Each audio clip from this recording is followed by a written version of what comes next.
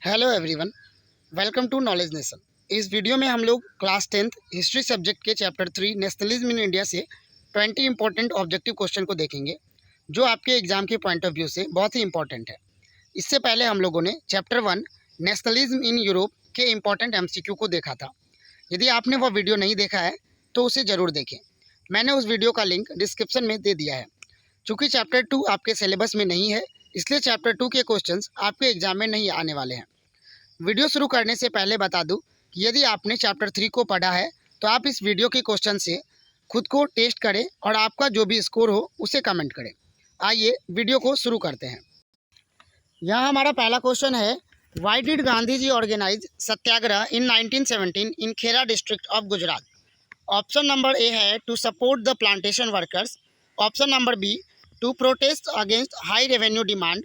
Option number C to support the mill workers to fulfil their demand, या option number D to demand loans for the farmers.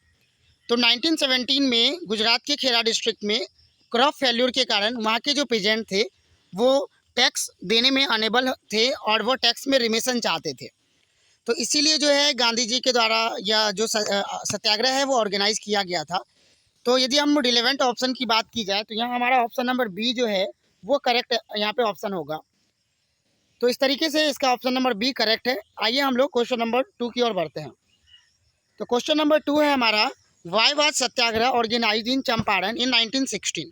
1916 में चंपारण जो कि बिहार में है वहाँ सत्याग्रह ऑर्गेनाइज किया गया था। इसका क्या कारण था? ऑप्शन नंबर ए है to oppose the British laws. Option number B to oppose the plantation system. Option number C to oppose highland revenue, या option number D to protest against the operation of the mill workers. तो इसका जो correct answer होगा वह है हमारा option number B to oppose the plantation system. तो चंपारण के एक किसान राम कुमार शुक्ला के द्वारा गांधी जी को बुलाया जाता है। तो यहाँ पर जो प्लांटेशन सिस्टम था, जैसे यहाँ पे पीजेंट से इंडिगो का कल्टीवेशन करवाया जाता था, तो यही प्लांटेशन सिस्टम के जो है अगेंस्ट जो है ये सत्याग्रह ऑर्गेनाइज किया जाता है गांधी जी के द्वारा। ये गांधी जी का फर्स्ट सत्याग्रह था जो कि बिहार में ऑर्गेनाइज हुआ था। तो ऑप्शन बी इस तरीके से हमारा करेक्ट आंसर है। आइए हम लोग क्वेश्चन नंबर 3 की ओर बढ़ते हैं। क्वेश्चन नंबर 3 है, why was the Simon commission sent to India. Simon commission जो है वो इंडिया क्यों आया था, उसे क्यों भेजा गया था? तो ऑप्शन नंबर ए है to look into the Indian constitutional matter and suggest reform, या option number B to choose members of Indian council, या option number C to settle disputes between the government and the Congress leaders, या option number D to set up a government organisation. तो Simon commission जो India आया था, इसका main reason था to look into the Indian constitutional matter and suggest form, यानी कि जब इंडिया में बहुत ज़्यादा वायलेंट फैल जाता है, बहुत ज़्यादा मूवमेंट वगैरह होने लगता है, तो ब्रिटेन गवर्नमेंट के द्वारा जो है साइमन कमीशन को इंडिया भेजा गया था ताकि यहाँ का जो कॉन्स्टिट्यूशनल मैटर है उसको वो देखे और यदि कुछ रिफॉर्म हो पाए तो वो सजेस्ट करें। तो आइए हम लोग क्वेश्चन नंबर 4 की ओर बढ़ते हैं। क्वेश्चन नंबर 4 है, why was Alluri Sitaram Ramaraju well non. तो ये जो अल्लूरी सीताराम राजू है वो किस चीज़ के लिए जाने जाते हैं? ऑप्शन नंबर ए है he lead the militant movement of tribal peasant in Andhra Pradesh. Option number B he lead a peasant movement in Awadh. Option number C he lead a satyagraha movement in Bardoli, या option number D he set up an organisation for the upliftment of the Dalits. तो इसका जो correct answer होगा वह है हमारा option number A, he lead the militant movement of tribal peasant in Andhra प्रदेश। तो आइए हम लोग क्वेश्चन नंबर 5 की ओर बढ़ते हैं। क्वेश्चन नंबर 5 है, why did general Dyer open fire on peaceful crowd in Jallianwala Bagh, mark the most important factor. Option number A है to punish the Indians. Option number B to take revenge for breaking martial laws. Option number C to create a feeling of terror and awe in the mind of Indians, या option number D to disperse the crowd. तो इसका जो correct answer होगा वह है हमारा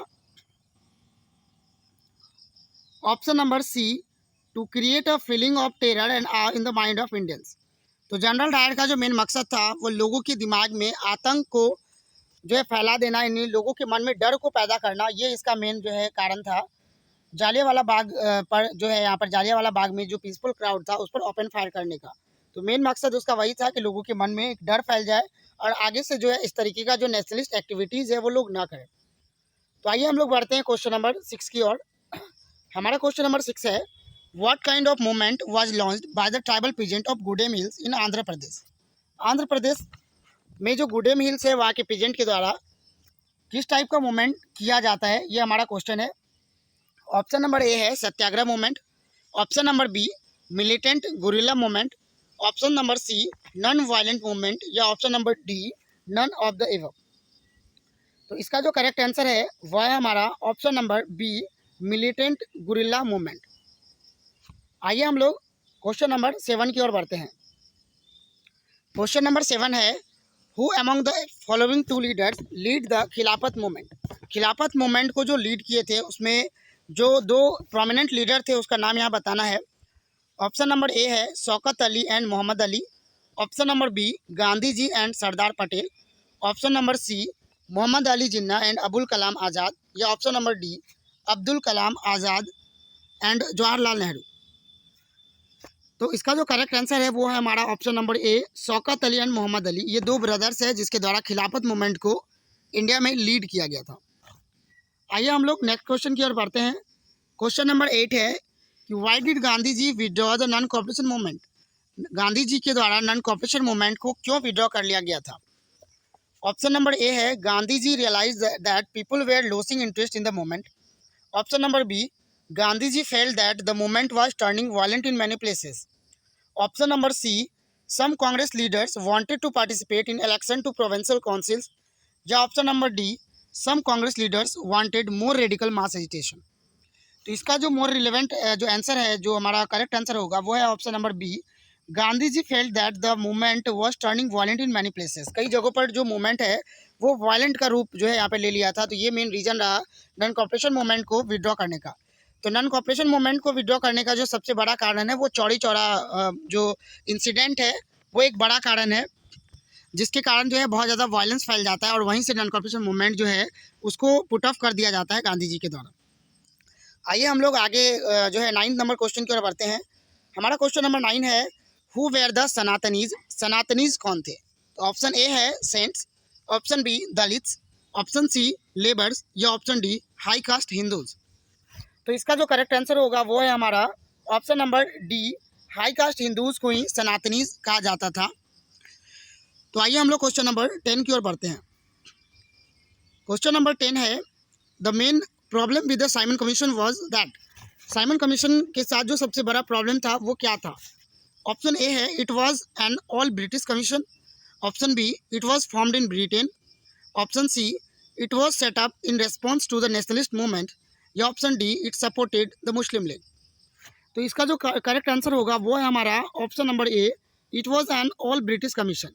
तो Simon commission जो है वो पूरी तरीके से ब्रिटिश कमीशन था जिसमें एक भी इंडियन मेंबर नहीं थे, और यही वह रीज़न रहा था कि साइमन कमीशन जब 1928 में इंडिया आया था तो साइमन गो बैक जो है स्लोगन के साथ जो है इसका ग्रीट किया गया था। तो आइए हम लोग नेक्स्ट क्वेश्चन नंबर 11 की ओर बढ़ते हैं। क्वेश्चन नंबर 11 है, Hind Swaraj was written by. Hind Swaraj जो बुक है वो किसके द्वारा लिखा गया था। ऑप्शन नंबर ए है अबुल कलाम आज़ाद, option number B Mahatma Gandhi, option number सी सरदार पटेल, या option number D Subhash Chandra Bose. तो इसका जो करेक्ट आंसर है वो है हमारा option number B Mahatma Gandhi. Hind Swaraj जो बुक है वो महात्मा गांधी के द्वारा लिखा गया था। आइए हम लोग नेक्स्ट क्वेश्चन नंबर 12 की ओर बढ़ते हैं। क्वेश्चन नंबर 12 है, why did the Indian oppose the Rowlatt act. Indian के द्वारा रॉलेट एक्ट का अपोज क्यों किया गया। तो ऑप्शन नंबर ए है it introduce the salt law, option number B it increase taxes on land, option number C it gave the British the power to arrest and detain a person without a trial, या option number D it put a ban on the Congress party। तो इसका जो correct answer होगा वो है हमारा option number C it gave the British the power to arrest and detain a person without a trial। तो बिना कोई वाद का, बिना कोई ट्रायल का जो है ब्रिटिश किसी भी व्यक्ति को अरेस्ट कर सकता था, उसको डिटेन कर सकता था। तो ये जो है एक कारण था जिसके कारण जो है इंडियन ने रॉलेट एक्ट का अपोज किया। आइए हम लोग बढ़ते हैं क्वेश्चन नंबर 13 की ओर। क्वेश्चन नंबर 13 है, due to the effect of the non cooperation movement on the plantation work in Assam they. तो जब नॉन कॉपरेशन मूवमेंट जो होता है, तो प्लांटेशन वर्कर जो असम में थे उसका जो है मूवमेंट का उस पर क्या इफेक्ट पड़ता है, ये हम लोग को बताना है। तो ऑप्शन नंबर ए है, left the plantation and headed home. Option number B, went on strike. Option number C, destroyed the plantation. या option number D, none of these. तो इसका जो करेक्ट आंसर है वो है हमारा option number A, left the plantation and headed home. यानी कि नॉन कॉपरेशन मूवमेंट के बाद जो प्लांटेशन वर्कर असम में थे, वह प्लांटेशन को छोड़कर घर की ओर जो है वो लोग निकल जाते हैं। यानी कि रूल को वायलेट करते हुए उन लोग का जो है प्लांटेशन जो वर्कर थे उसको प्लांटेशन के अंदर ही जो है रहना पड़ता था। एक जो है आपका डिटेन करके उन लोग को रखा जाता था, वो लोग बाहर नहीं निकल सकते थे। लेकिन यहाँ पर वो लोग रूल को वायलेट करते हुए जो है वो लोग प्लांटेशन को छोड़कर घर की ओर वो लोग निकल जाते हैं। तो इस तरीके से हमारा 13 के बाद जो है क्वेश्चन नंबर 14 है, द रिजोल्यूशन ऑफ पूर्ण Swaraj was adopted eight which session. जो पूर्ण स्वराज था उसको किस सेशन में अडॉप्ट किया गया था। ये जो आपका जवाहरलाल नेहरू के द्वारा जो है पूर्ण स्वराज का स्लोगन दिया गया था। तो ये हमारा जो आंसर होगा वो है हमारा option number C, Lahore Congress. जो लाहौर सेशन था कांग्रेस का, उसमें पूर्ण स्वराज को अडॉप्ट किया गया था। तो आइए हम लोग क्वेश्चन नंबर 15 की ओर बढ़ते हैं। क्वेश्चन नंबर 15 है, which one of the following viceroy announced a vague offer of dominion status for India in October 1929। अक्टूबर 1929 में जो है किस वायसराय के द्वारा इंडिया को एक डोमिनियन स्टेटस जो है दिया जाता है, जो कि एक अस्पष्ट ऑफर था। तो ये किसके द्वारा किया जाता है। तो ऑप्शन नंबर ए है, lord Mountbatten. Option number B, lord Dalhousie. Option number C, lord Irwin. या option number D, none of this. तो ये जो था हमारा 1928 में जब साइमन कमीशन इंडिया पहुंचता है, और जब साइमन कमीशन को लोग यहाँ पर जो है पसंद नहीं करते हैं, उसके खिलाफ जो है डेमोन्स्ट्रेशन वगैरह होता है। तो उसके बाद 1929 में जो वाइसराय थे इंडिया के, जो ब्रिटिश वाइसराय थे, जिसका नाम है हमारा ऑप्शन सी, लॉर्ड इरविन, उसके द्वारा जो है जो डोमिनियन स्टेटस का यहाँ पर इंडिया को जो है एक दर्जा दिया जाता है, एक ऑफ़र दिया जाता है। और लोगों से इसी के बाद जो है राउंड टेबल कॉन्फ्रेंस के लिए भी जो है लीडर्स को बुलाया जाता है। तो ये कहीं ना कहीं जो इंडियन लीडर्स जो थे उसके डेमोन्स्ट्रेशन को रोकने के लिए और उसको जीतने के लिए जो है लॉर्ड इरविन के द्वारा ये चाल जो है चली जाती है। तो आइए हम लोग आगे बढ़ते हैं क्वेश्चन नंबर 16 की ओर। क्वेश्चन नंबर 16 हमारा है, which of the following was Mahatma Gandhi novel method of fighting against the British. British के खिलाफ लड़ने का गांधी जी का जो मेथड था वो कौन सा था। तो ऑप्शन नंबर ए है, he used violent method of stone pelting. या option number B, he used arson to bomb down government offices.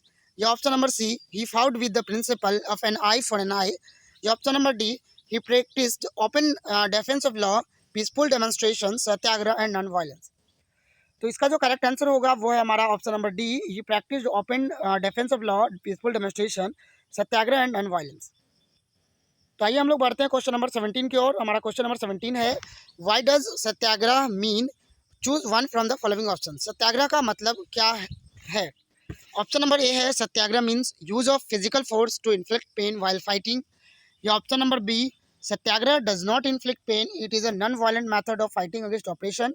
Option number C, satyagraha means passive resistance and is a weapon of the weak. Option number D, Satyagraha was a resist method of mass agitation. तो इसका जो correct answer होगा वो है हमारा option number B, satyagraha does not inflict pain, it is a non violent method of fighting against operations. तो आइए हम लोग बढ़ते हैं क्वेश्चन नंबर 18 की ओर। तो हमारा क्वेश्चन नंबर 18 है, what was the purpose of imposing the Rowlatt act. जो ब्रिटिश जो गवर्नमेंट है उसके द्वारा रॉलेट एक्ट जो इम्पोज किया गया था उसका पर्पस क्या था। ऑप्शन नंबर ए है, the Rowlatt act forbid the Indians to qualify for administrative service. Option number B, the Rowlatt act had denied Indians the right to political participation. Option number C, the Rowlatt Act imposed additional taxes on Indians who were already groaning under the burden of taxes. या option number D, the Rowlatt Act authorized the government to imprison any person without trial and conviction in a court of law। तो यहाँ यदि देखा जाए तो Rowlatt act impose करने का जो गवर्नमेंट का, जो ब्रिटिश गवर्नमेंट का जो मेन पर्पस था वो यह था कि जो नेशनलिस्ट थे उस समय, जो उसके द्वारा जो एक्टिविटीज़ वगैरह किया गया जाता था तो वो ना हो। यानी कि नेशनलिस्ट को जो है, यानी कि यदि कोई ऐसा एक्टिविटी करते हुए पकड़ा जाता है या किसी पर शक होता है तो रॉलेट एक्ट के तहत जो है उसको यहाँ पर बिना ट्रायल का जो है उसको कैद कर लिया जाता था। और इस तरीके से नेशनलिस्ट एक्टिविटी को ना हो, मतलब जो है इसका जो है एक कारण था कि रॉलेट एक्ट को ब्रिटिश गवर्नमेंट के द्वारा लाया गया था। तो यदि रिलेवेंट ऑप्शन की बात की जाए तो ऑप्शन नंबर सी जो है हमारा वो कुछ हद तक जो है वही हमारा जो है एक करेक्ट यहाँ पे ऑप्शन होगा। The Rowlatt act authorize the government to imprison any person without trial and conviction in a court of law. तो आइए हम लोग बढ़ते हैं क्वेश्चन नंबर 19 की ओर। क्वेश्चन नंबर 19 है where did the brutal Jallianwala massacre take places. तो जालियांवाला जो मास्कर है वो कहाँ पर हुआ था। ऑप्शन नंबर ए है Amritsar, option number B Meerut, option number C Lahore या ऑप्शन नंबर डी लखनऊ। तो इसका जो करेक्ट आंसर होगा वो है हमारा ऑप्शन नंबर ए अमृतसर। तो जालियांवाला जो मास्कर है वो अमृतसर में हुआ था। ये हमारा 13 अप्रैल 1919 को हुआ था, ये भी आप याद रख सकते हैं। आइए हम लोग बढ़ते हैं लास्ट क्वेश्चन नंबर 20 की ओर। क्वेश्चन नंबर 20 है why did general Dyer order to open fire on a peaceful demonstration at Jallianwala Bagh. तो जालियांवाला बाग में जो एक पीसफुल डेमोन्स्ट्रेशन हो रहा था लोगों का, तो उस पर ओपन फायर का जो जनरल डायर ऑर्डर देता है वो क्यों देता है, ये हमारा क्वेश्चन है। तो इसका ऑप्शन यहाँ पर है option number A he wanted to show his power, option number B firing was ordered because it was an unruly crowd, option number C because his object as he declared later was to produce a moral effect to create fear in the mind of Satyagrahis, option number D he ordered to fire because he noticed a sudden unrest in the crowd। तो यहाँ जो हमारा correct option होगा वो है हमारा option number सी, क्योंकि उसने अपना जो ऑब्जेक्ट है वो डिक्लेयर किया था, उसका मेन ऑब्जेक्ट था लोगों के मन में डर को पैदा करना। तो इस तरीके से हमारा जो 20 क्वेश्चन है यहाँ पर खत्म होता है। तो आप 20 में कितने करेक्ट जो है स्कोर कर पाए आप हमें कमेंट करें। आई होप कि ये वीडियो आपको पसंद आया होगा। यदि आपको वीडियो अच्छा लगा हो तो वीडियो को लाइक करें और अपने दोस्तों के साथ भी शेयर करें। और यदि आपने अभी तक चैनल को सब्सक्राइब नहीं किया है तो आप हमारे चैनल को सब्सक्राइब करें। थैंक्स।